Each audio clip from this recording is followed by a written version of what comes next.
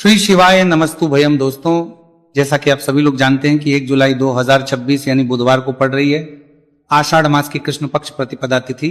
और दोस्तों, यह वह तिथि है जो आषाढ़ मास में पड़ने वाली सबसे बड़ी तिथि है, क्योंकि ये आषाढ़ मास में पड़ने वाली है और इसका बहुत ही बड़ा और विशेष महत्व होता है। पूज्य गुरु जी ने कहा है कि अगर कभी भी मौका लग जाए और आषाढ़ मास की प्रतिपदा तिथि बुधवार को पड़ जाए तो आप लोगों को 7 हरा दूर्वा का उपाय तो अवश्य ही करना चाहिए। इन दोनों का संयोग बहुत ही कम आता है। इसी के साथ में गुरु जी ने अपनी शिव पुराण कथा में बताया है कि इस दिन आपको 7 दूर्वा का उपाय तो आपको अवश्य ही करना चाहिए, क्योंकि ऐसा दिन पूरे साल में सिर्फ एक ही बार आता है। और दोस्तों, आप सभी लोग जानते हो कि बुधवार का अगर सबसे करने को लेकर आता है बड़ा उपाय है तो वह 7 हरा दूर्वा वाला उपाय है। तो दोस्तों, इस बुधवार प्रतिपदा तिथि के दिन आप लोगों को इस 7 हरा दूर्वा वाला उपाय को जरूर करना है। बहुत सारे लोग होंगे जिन लोगों ने इस उपाय को ना किया हो, मतलब पूरा साल निकल गया, उन्होंने किसी भी दिन इस 7 हरा दूर्वा वाला उपाय को ना किया हो। पर दोस्तों, आपके पास एक आखिरी मौका बचा हुआ है जो कि 1 जुलाई के दिन है। तो इस दिन आप लोगों को इस वाले उपाय को जरूर कर लेना। भले ही आपने पूरे महीने भर इस उपाय को ना किया हो, पर अगर आपने इस आषाढ़ मास के बुधवार प्रतिपदा तिथि के दिन अगर इस वाले उपाय को कर लिया तो आपको इस उपाय को करने का वो फल मिलेगा जिसकी आपने कभी कल्पना भी नहीं करी होगी। इसीलिए आप लोग इस वाले उपाय को एक बार जरूर कर लेना है, ताकि आप लोगों के हाथ से ये प्रत्येश को मौका ना जा सके और आपको इस उपाय को करने का फल मिल सके। दोस्तों, ये उपाय पंडित जी ने अपनी अभी ही शिव महापुराण की कथा में बताया है, जिस उपाय को आज हम आपको बहुत अच्छे से समझाने वाले हैं। इस वीडियो को देखने के बाद इस उपाय को समझने के लिए आपको कोई और वीडियो को देखने की जरूरत नहीं पड़ेगी। तो चलिए दोस्तों, उपाय को शुरू करते हैं। देखिए, ये इस आषाढ़ मास के बुधवार प्रतिपदा तिथि के दिन ये इतना खास होता है, इतना महत्वपूर्ण होता है। देखा गया है कभी कभी बड़े बड़े पूजा पाठ अनुष्ठान से जो मनोकामना पूर्ण नहीं होते, वो आषाढ़ मास के बुधवार प्रतिपदा तिथि के दिन एक छोटे से उपाय करने से ही आपकी मनोकामना पूर्ण हो जाती है। और बहुत सारे लोगों ने इस उपाय को किया भी है और उनको इस उपाय को करने का फल भी जरूर मिला है। अगर आप लोग भी इस उपाय को करना चाहते हैं तो आप इस उपाय को पहले अच्छे से समझ लेना, सुन लेना, उसके बाद करना। आपको इस उपाय का फल जरूर ही, और इस उपाय को कर लेने से आपके घर में चाहे किसी भी प्रकार की दुख और समस्या क्यों ना चल रही हो, आपको उसका कारण भी नहीं पता है कि भाई ये समस्या किस कारण से चल रही है। उसका कुछ भी कारण हो सकता है, जैसे इसे पितृदोष हो सकता है या किसी भी तरह का मंगल दोष भी हो सकता है। तो इस दिन आप लोगों को ये वाला उपाय कर लेना है। ये एक ऐसा उपाय है जिस उपाय को अगर किसी विशेष दिन पर किया जाए तो भाई उस विशेष दिन का जो है वह तो मिलता ही मिलता है, पर हमने उस दिन पर इस उपाय को किया है तो हमें उससे भी बड़ा फल मिलता है, और फल बहुत जल्दी मिलता है, क्योंकि आप इस उपाय को बहुत ही बड़े और विशेष दिन पर कर रहे हो। तो चलिए अब उपाय के बारे में बात करते हैं, लेकिन उससे पहले आप लोगों को यह जानना आवश्यक है कि आखिर यह उपाय किस समय करना है, किसको करना है और कैसे करना है। तो चलिए हम आगे आपको वीडियो में एक एक करके बता देते हैं। उससे पहले अगर आप लोग हमारे चैनल पर पहली बार हैं तो हमारे चैनल को सब्सक्राइब करना ना भूलें, और अगर आपके पास कोई सवाल है तो आप हमें कमेंट बॉक्स में बता सकते हैं। और अगर आपको हमारा वीडियो पसंद आया है तो आप हमें लाइक और शेयर करना ना भूलें। और अगर आपको हमारे चैनल की जानकारी चाहिए तो आप हमें फॉलो कर सकते हैं, और अगर आपके पास कोई प्रश्न है तो आप हमें कमेंट बॉक्स में बता सकते हैं। पहली बार आए हैं या फिर मेरी आवाज आज पहली बार सुन रहे हैं तो हमारे चैनल को सब्सक्राइब जरूर कर लेना, और इस वीडियो को करके कमेंट बॉक्स में श्री शिवाय नमस्तु भयम ओम नमः शिवाय जरूर टाइप कर देना। तो दोस्तों, इस 7 दूर्वा वाला उपाय को हमें इस बुधवार प्रतिपदा तिथि के दिन कैसे करना है, किसको करना है, किस समय करना है और कहां पर करना है, ये सारे सवालों के जवाब आपको इस वीडियो में मिल जाएंगे। और जो ये वीडियो देखेगा भाई उसको 7 हरा दूर्वा वाला उपाय जरूर करना चाहिए, क्योंकि इस दिन 7 दूर्वा का भी बहुत ही बड़ा और विशेष महत्व होता है। और जब बात आ जाए हरा दूर्वा की तो ये सोने पर सुहागा वाली बात हो जाती है, और ये एक बहुत ही बड़ा उपाय हो जाता है इस बुधवार प्रतिपदा तिथि का। तो अब दोस्तों, इस 7 हरा दूर्वा वाला उपाय को आखिर करना किसको है, सबसे पहले हम लोग वो बात जान लेते हैं। तो देखो, घर की जो बड़ी माताएं बहनें होती हैं, उन माताओं बहनों में से कोई भी एक बड़ी माता बहन इस वाले उपाय को कर सकती है। और दोस्तों, अगर आप चाहें तो अपने घर में से सभी सदस्यों भी इस उपाय को करवा सकते हैं। अगर किसी व्यक्ति की खुद की कोई मनोकामना है, खुद की कोई दुख और परेशानी है जो कि वो अपने लिए ही करना चाहता है इस वाले उपाय को, तो वो खुद अपने लिए भी कर सकता है। बाकी अगर कोई घर में से ऐसा है जो कि अपने पूरे घर परिवार की सुख और शांति के लिए यह वाला उपाय करना चाहता है तो भाई वो भी करना चाहता है, सकता है, उसमें भी कोई दिक्कत वाली बात नहीं है। कहने का मतलब यह है कि इस उपाय को हर सदस्य भी कर सकता है और पूरे घर परिवार के सदस्य के लिए घर की बड़ी माताओं बहनों में से कोई एक माता बहन भी कर सकती है।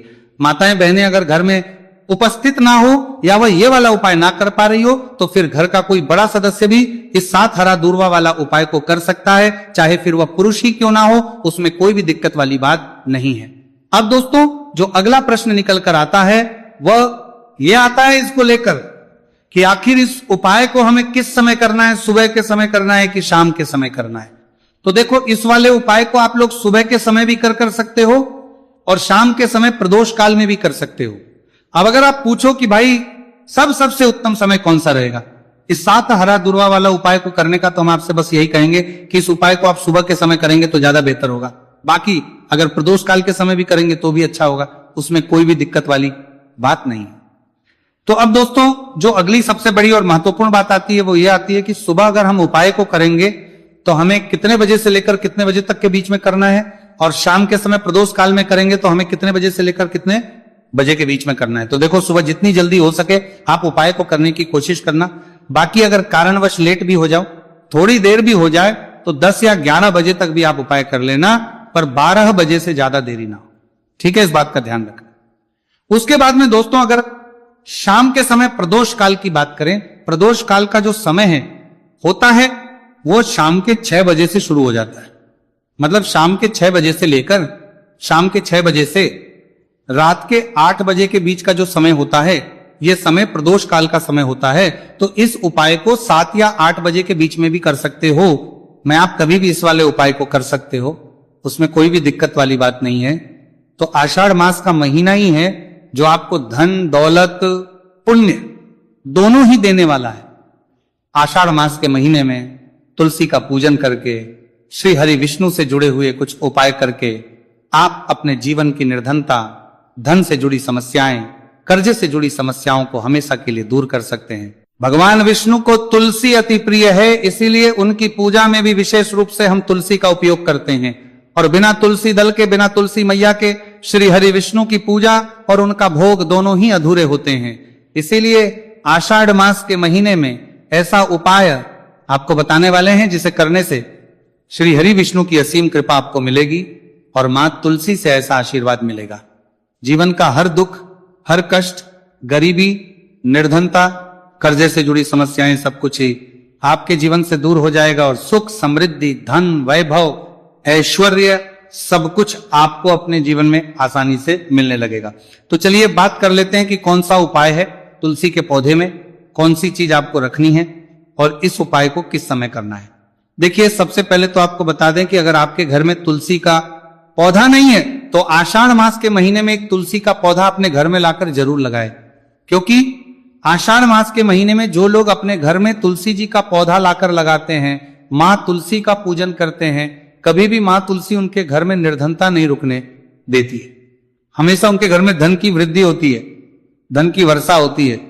तो जरूर से तुलसी का पौधा आप आषाढ़ मास के महीने में अपने घर जरूर लेकर आए और अच्छे से आपको मां तुलसी का पूजन करना है, मां तुलसी के पौधे की देखभाल करनी है। और वो कौन चीज है जो आपको तुलसी के पौधे में आषाढ़ मास के महीने 1 जुलाई बुधवार प्रतिपदा तिथि में रखना है, और कैसे यह चीज रखते ही रातों रात आपके जीवन में चमत्कार होगा और आपके भाग्य का भी आपको साथ मिलेगा।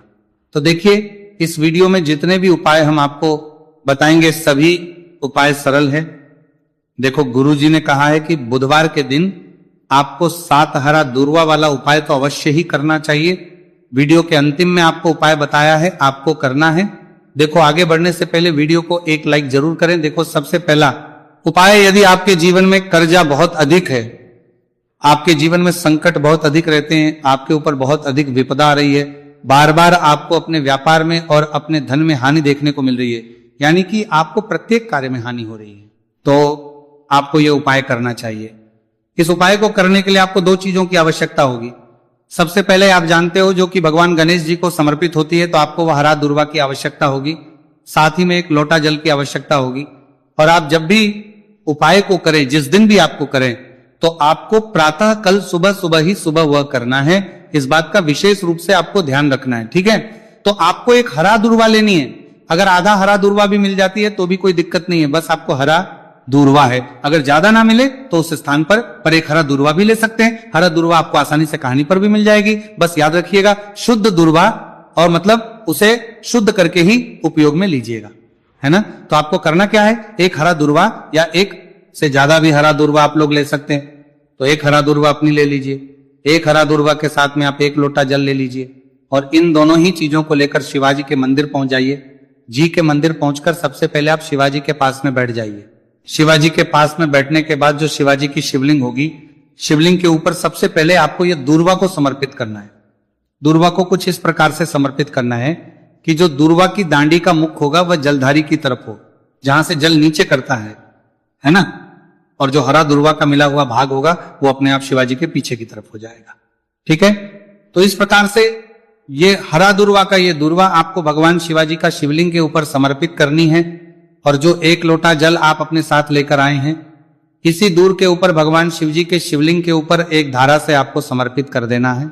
ठीक है, अब यहां पर देखने बात यह है कि यह उपाय इस व्यक्ति को करना है जिस व्यक्ति की नौकरी नहीं लग रही हो, जो व्यक्ति परीक्षा में पास होना चाहता हो, तो इस व्यक्ति को अपने हाथों से इस उपाय करना है, तभी उपाय कम करेगा।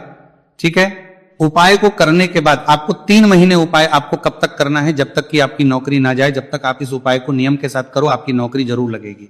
अब बात करते हैं दूसरे उपाय के बारे में। तो देखिए दूसरे उपाय जो है, देखिए इस उपाय के लिए आपको मात्र 1 लौंग का जोड़ा लेना है, यानी कि 2 फूल वाली लौंग लेनी है। साथ में आपको मात्र थोड़ा सा शहद लेना होगा और इसी के साथ में आपको तांबे के पात्र अंदर शुद्ध जल लेना होगा। अब देखिए इन सभी सामग्रियों को लेकर के आपको भगवान शिव के मंदिर में पहुंच जाना है। देखिए ये उपाय आप सुबह से लेकर शाम तक कर सकते हैं। तो बस सबसे पहले तो आपके पास जो 2 फूल वाली लौंग हैं, उन्हें आपको शहद के अंदर अच्छे से डुबो है, यानी कि दोनों लौंग पर आपको अच्छे से शहद का लेपन कर देना है। अब आपको जो आपके पास 1 लोटा जल है, सबसे पहले तो उसे शिवलिंग पर धीरे धीरे समर्पित करना है और श्री शिवाय नमस्तु भयम इसका जाप करते हुए समर्पित कर देना है। अब आपके पास जो 2 फूल वाली लौंग है शहद से, उसे आपको शिवलिंग पर अर्पित करना है और आपको प्रार्थना करनी है कि जीवन में जो रोग की स्थिति है वह समाप्त हो, जीवन के जो संकट और समस्याएं हैं वह सभी समाप्त हो, जीवन से जो कर्ज की समस्या है वह समाप्त हो। इस प्रकार से प्रार्थना करते हुए ये जो 2 फूल वाली लौंगी शहद संयुक्त इस आपको शिवलिंग पर अर्पित कर देनी है। आपकी जो भी समस्या होगी इस बुधवार के दिन अवश्य ही समाप्त हो जाएगी। तो इस प्रकार से आपको पहला उपाय करना है।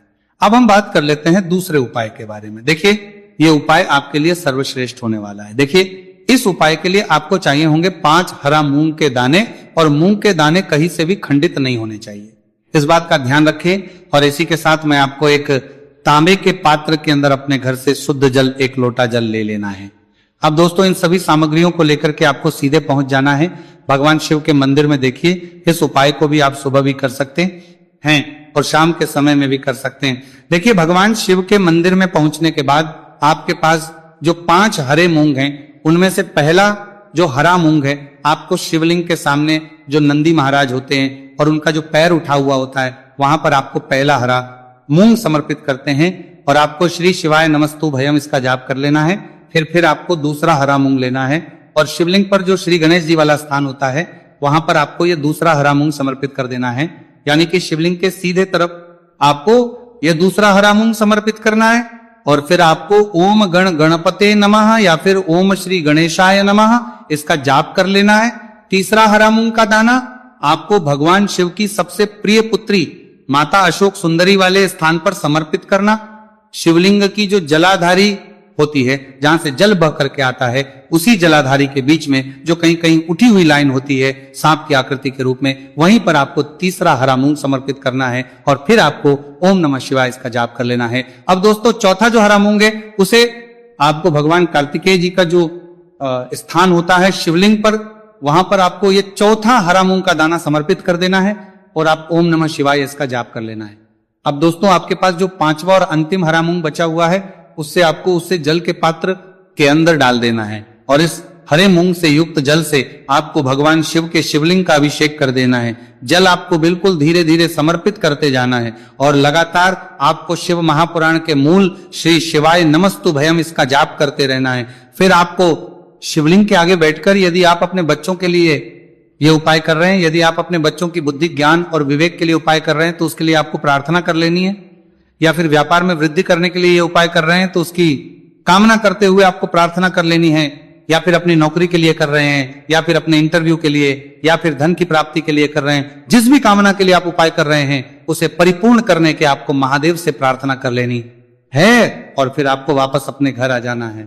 पूज्य गुरु जी ने कहा है कि जो भी व्यक्ति इस उपाय को कर लेता है तो यकीन मानिए आपके जीवन की जो सारे संकट, कष्ट और बाधाएं ही वह सभी समाप्त होंगे। अब हम बात करते हैं अगले उपाय की। इस उपाय के लिए आपको एक दीपक लेना है। दीपक आप मिट्टी का भी ले सकते हैं और शुद्ध आटा मढ़कर उसका दीपक भी आप तैयार कर सकते हैं। अंदर गोल बाती का प्रयोग करना है और दीपक के अंदर आपको शुद्ध घी का प्रयोग करना है। इसी के साथ में आपको मात्र एक फूल वाली लौंग लेनी होगी।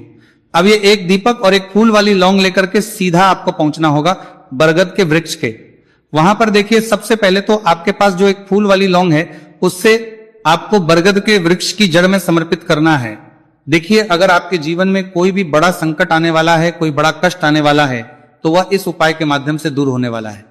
महादेव की विशेष कृपा रहेगी कि जो भी संकट आपके जीवन में आने वाला होगा वह भी दूर हो जाएगा। तो आपको एक लौंग समर्पित करनी है बरगद के वृक्ष की जड़ में, और वहीं पर आपको जो है गोल बाती वाला दीपक जो आप लेकर के गए हैं उससे भी वहां पर प्रज्वलित कर देना है वटकेश्वर महादेव का स्मरण करते हुए।